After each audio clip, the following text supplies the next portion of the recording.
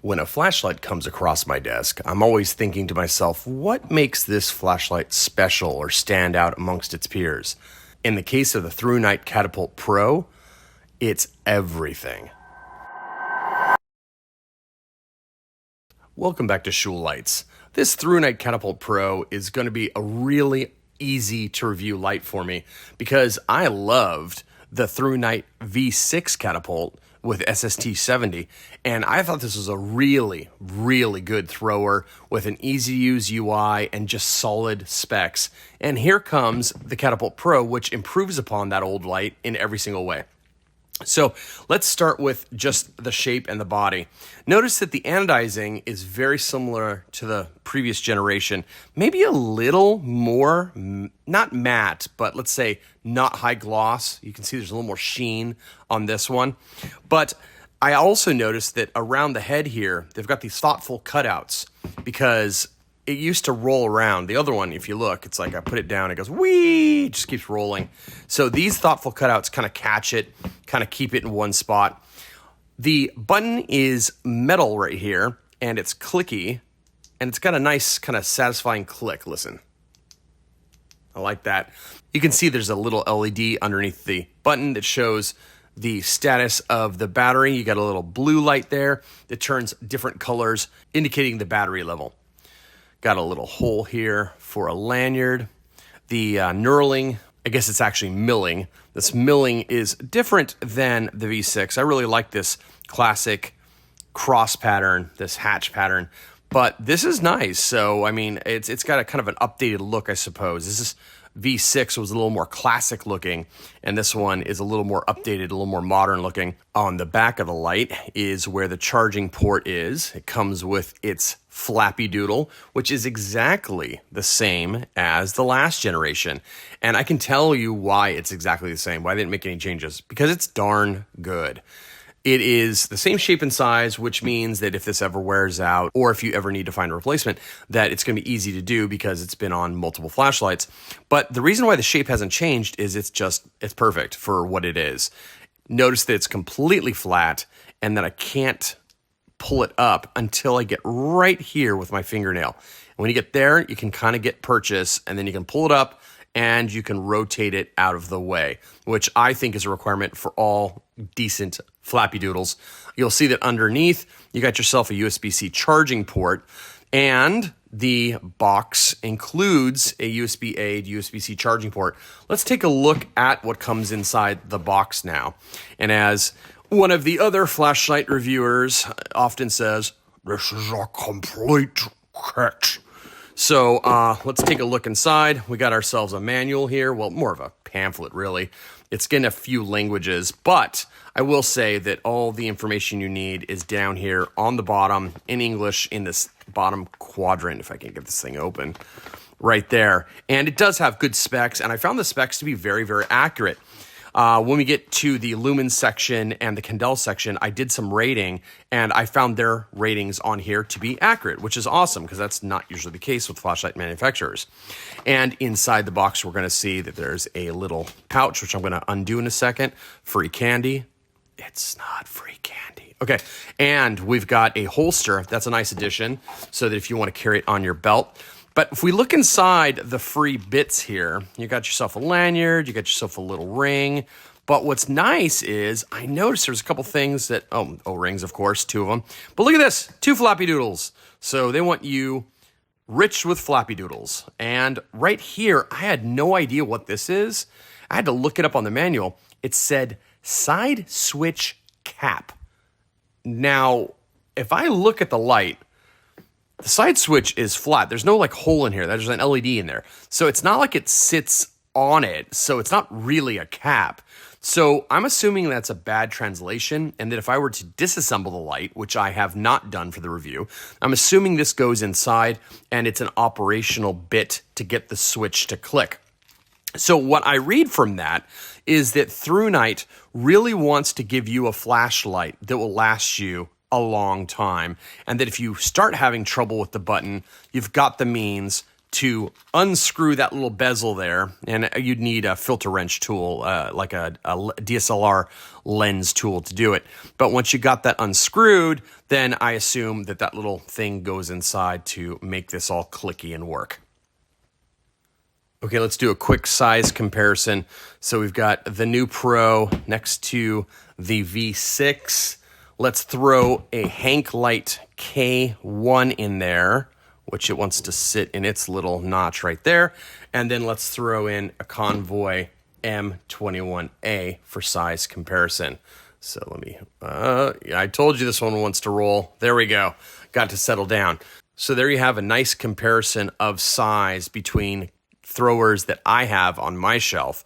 And this one, when we go outside, this guy's got an SFT40 in it. This one has an Osram W1 in it. Then you got the SST70 and the SFT70. So that's a great comparison also to common emitters that people put in throwers. I find that none of these are comfortably jeans pocketable, but they are maybe, jacket pocketable. And I find the K1 kind of too big, actually. I find that, its head is large enough that I can fit it in a large jacket, but it feels like I got a lot of bulk in there. These three, however, are more the size I like. So I'm going to say that if you're going for max performance, obviously you want the biggest reflector and head possible. But based on size, the winner of these four, for me, would be the Thrunite Pro, because it's only slightly bigger than the older version, yet it has more candela and more throw, as we're going to see in our tests. I like the inclusion of the 26650 battery over a 21700 only because the tube feels better in my hand. I've always felt that the K1 feels too tiny back here. And then, of course, right here where the switch is, it gets bigger. I like the fact that this thing is kind of symmetrical all the way through and it feels nicer in my hand. Let's do a quick rundown of the UI. So one click turns it turns on, and the little LED lights up to confirm and show your battery level. Now, when it's on, you can press and hold, and it ramps brighter. So it's an infinitely adjustable light now. And if I press and hold, again, it ramps down. So that's the new big difference between the Pro and the old Catapult V6, is that this one was stepped, right? You'd press and hold, and it just goes up in steps like that. But this one is infinitely adjustable. I will point out that when you get to the top of the ramp, it is going to flash twice like that. Oh, 3 times. And that tells you you're at top of ramp, and you press and hold to go down. And when it reaches the bottom, it flashes similarly. At any point, you can double click to hit turbo. But here's where I have a couple gripes with the UI, and I'll just point them out. One is there is turbo and there's moonlight, which I like these additions, but the way it's implemented is a little goofball. Let me explain. If I'm wanting moonlight from off, I'll press and hold, and then moonlight comes on. Now, you can't leave this mode because of the fact that if you press and hold from here, instead of going back to the main sequence, the main modes, that's the way you lock out the light. So if I press and hold, you'll see that eventually it's going to go off and the light is now locked out. So to get it unlocked out, I have to press and hold and it'll turn back on to moonlight. Then I can click to leave it and now I'm in normal operation. But because that lockout was in the moonlight section, there's no good way to leave moonlight. So what's going to happen is if you're walking around at night using moonlight, like in a house, and then you click off, because you have to, and then click on again, it's going to go to whatever you were at last. And in the case of this light, I might be at high, and it's memorized. So watch, let me go to high. Okay, so that's really bright. I go to moonlight, I'm walking around, I decide I want a little bit more light, so I click it off, click it back on, and boom, I'm blasting myself. So that actually happened in testing a few times, and I found it kind of annoying. Now, another thing I noticed is if you double tap to go to turbo, to exit turbo, you can't double tap again. That would just go to turbo again. So that's a minor gripe because there is a way to get out of it. So if I go to turbo, I just press and hold and then it'll ramp down. At least there's a way to exit it, but I just wish that if I double tapped to go into turbo, I would double tap to resume where I was on the ramp. See, that's the gripe, right? Is if I'm low and I turbo, then I press and hold, I'm going to start from top of ramp. The level I was at is no longer memorized. So these are my two big gripes about the UI. But for a thrower, it is a very easy thrower to use. There's no real hidden series of clicks to get caught up in. You can pick it up and kind of just figure it out on your own without a manual. The only last thing I will point out is there is a triple click to go into strobes. 1, 2, 3, and you got your flashy, stroby, make me crazy and nauseous mode. Okay, so let's talk a bit about charging and battery. So we already mentioned previously that it's got the Flappy Doodle with the USB-C and you can charge right here in the light, but it's good to know that you can also unscrew the tube and get at the 26650 that Thrunite includes. That's 5,000 milliamp hour. And so you can just throw this in a charger. And being 26650 and flat top, that means you can replace it very easily. This is a common battery and you can get your own if you want to spare or backup. I should probably point out at this point that the driver is fully regulated and it's a boost driver. Well, listen, they didn't say it's a boost driver, but I'm inferring that because of the fact that the emitter used in this flashlight is an SFT70, and that is a non-3 volt emitter. It's usually 6 or 12 volts, but this being a 3.7 volt battery, I'm inferring that they're using a boost driver. That also bears out with the lumen testing that I did, where I saw very little drop in lumens over ANSI, the 30 seconds run. Let's go ahead and take a look at that right now. And instead of taking up a bunch of screen time showing you it, I'll just tell you that I found the specs to be accurate, meaning that they claimed that the light was about 2,700 lumens, and I found that at 0 seconds, it was over 3,000 lumens, and at 30 seconds ANSI, it was right around 2,700 lumens. So that was very accurate. They also claim that this light is 250,000 candela compared to the old version, which was about 120,000 candela. And I find that that's also true. I measured it at around 250,000 candela. And that puts this light as a 1 kilometer thrower. So that means that you should be able to discern objects pretty well at 1 kilometer or even in excess, depending on if the object is large or lightly colored. Let's take this light outside and see it against some competitors. Let's do some beam shots. All right, we're outside and we're going to take a look at how the Thrunite Catapult Pro does outside against some competitor emitters and hosts. I want to remind you that we're camera white balance locked at daylight, which is 5200 Kelvin. The exposure is locked as usual. And we're going to take a look at the SFT40. This is a domeless emitter.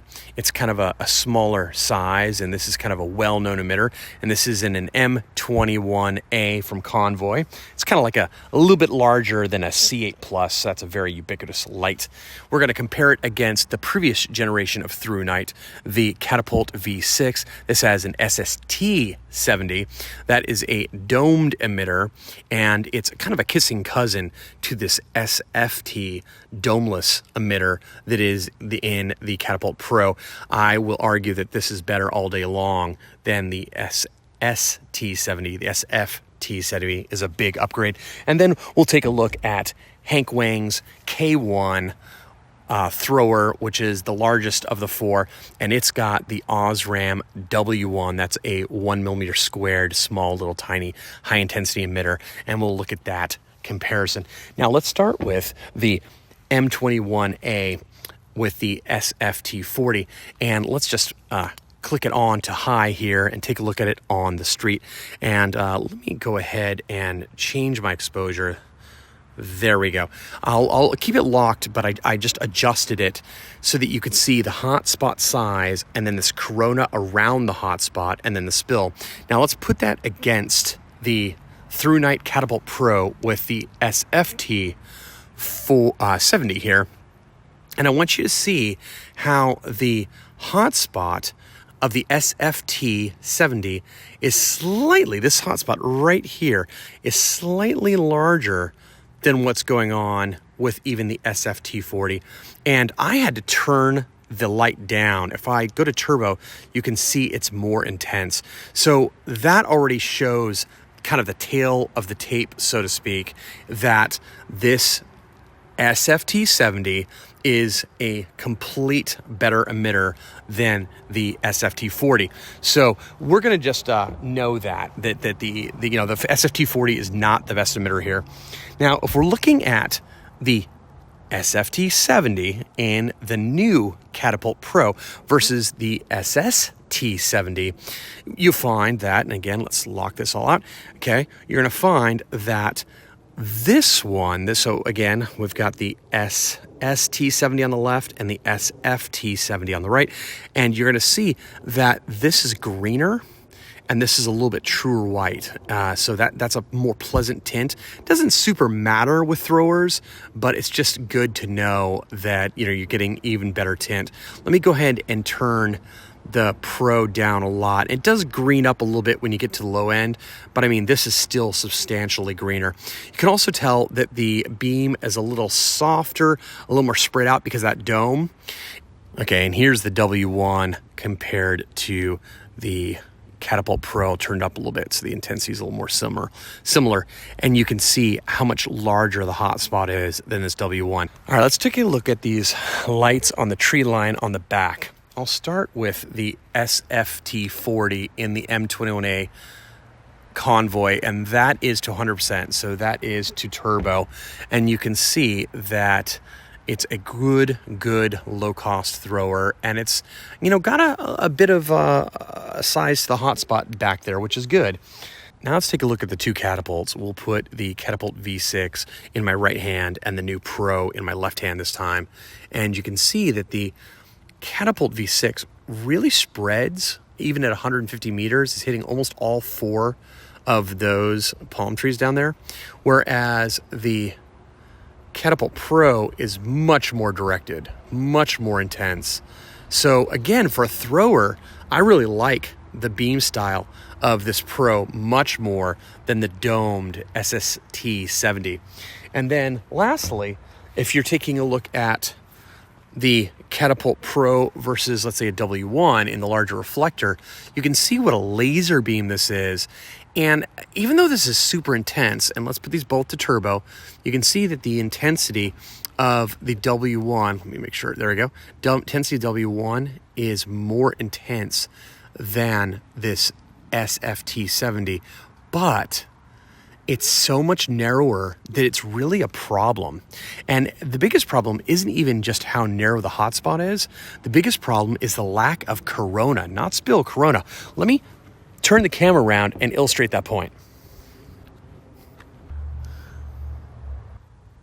So taking a look at the W1 here versus the SFT70, you can see that when I turn this up, you can see that there's a hotspot here that appears, let me turn it down just a little bit, hotspot that appears on the tree, but that the spill and then the corona is so small that it doesn't really help you see what you're looking for. So the other night there was a rabbit running around in the bushes here, and it was really hard to keep the hotspot on the rabbit because I didn't have much around the hotspot to catch and acquire the target in the first place. So if you compare it to the Catapult Pro, you can see that obviously the hotspot is much bigger, but also notice how much brighter the spill is. It just helps you acquire those items that you're looking for. So again, let's go to turbo. So that's turbo, and you can see what the spill is on the W1 and the K1. Now let's go to the Catapult Pro, and you can see how much brighter that spill is, how much bigger the corona is around the hotspot. So for me, this is a much better light, this Catapult Pro. Let's take a look against the SST70. And you can see the SST70 is even floodier. So I do like the fact that there's a really good spill and there's a lot of area to acquire things, but the intensity is much less than what's here. Let's tip up a little bit. Let's tip up a little bit to see the SST70 on that power pole over there, and then compare that to the SFT70, and you can see how much more Candela and intensity is on this new Catapult Pro. Something I need to point out before we go inside and hear our conclusion is that all of these three are about the same price. Okay, the K1 is $100. The Pro here in the middle is $100, and then this V6 is about $80, about $79. So I mean, and then that's before discounts. Right now, I've got a coupon code. We're gonna get 15% off on Amazon with the Thrunite. So that's another thing that makes me really want to recommend the Thrunite Catapult Pro over any of these other throwers I have. Not only do I think that the emitter is the best of the four for, you know, my uses and acquiring objects and the intensity and the lumens, but also the fact that you just easily get it on Amazon, and if there's a dud or something, just turn, you know, exchange it with Amazon Prime, and the fact that it's just really easy to acquire. You don't have to order off to, you know, China and wait a few weeks. So that's really appealing for first-time buyers to not have to deal with overseas shipping. And so I just don't see the need to get this Catapult V6 right now when I think the Catapult Pro is so much better. And also remember that the K1 starts at $99. It might even be a little bit more once you add the SFT70. So it might be actually over the price that the Catapult Pro is. So that's a really good reason to get this one.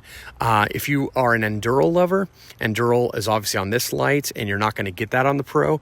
But to be honest, I don't think Enduro is an amazing UI for a thrower. I think it's much better for EDC. All right, so what's my conclusion about this light? Well, these are the throwers that I keep around, right? These are the ones that I have in my collection, haven't sold. And I feel like they're all really awesome throwers. And I believe that this one is better than these three. Now, don't get me wrong. If you want Max Candela, the Osram W1 in this large reflector is the one that is ahead of all the rest. But here's the trick, is it's a narrow pencil laser beam. So I mean, this improves upon this one. I just would never get this one. I love this light. I would recommend this light to anyone, but now I would recommend this light to anyone. So that's really the upshot here, is that this light just bested all my recommendations. So do not fear. If you want a really good thrower, this is the one to get right now. And I'm glad you watched my review. Please remember to subscribe to the channel and like. It really helps the channel grow. And I'll see you in the next flashlight review.